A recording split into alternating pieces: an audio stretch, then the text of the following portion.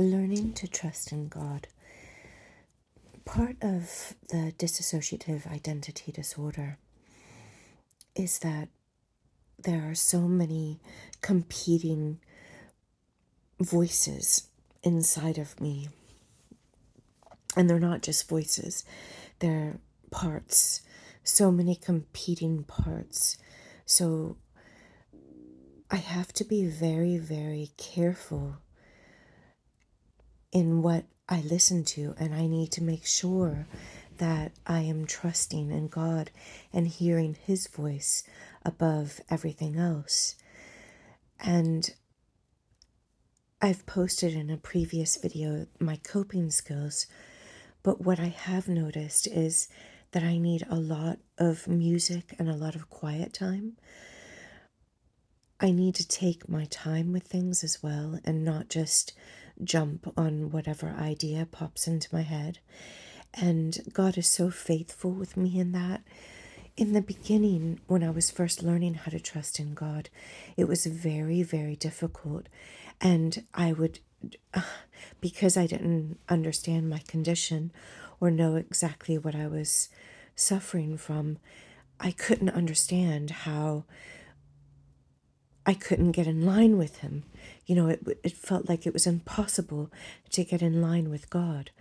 And He's so patient, He's so kind, He's so gentle. He taught me just through learning from my mistakes, learning from the pain that those mistakes caused in my own life and in my own self. He taught me how to really listen to Him and trust in Him. And I still get faced with things like I had this idea pop into my head. And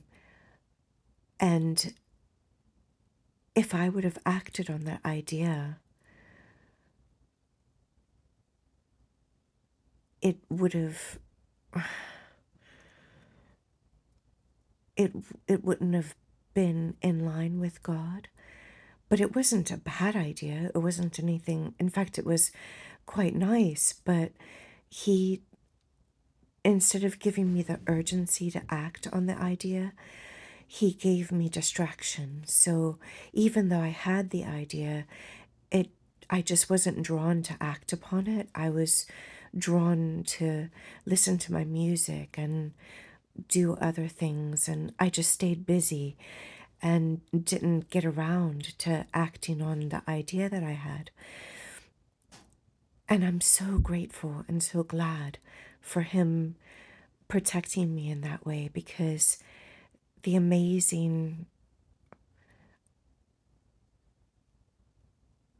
it's so hard for me to describe it without being able to tell you guys exactly the circumstances, but the fact that He distracted me and I was able to not act on that idea and then see the fruits and the results of waiting. Trusting in Him is so important.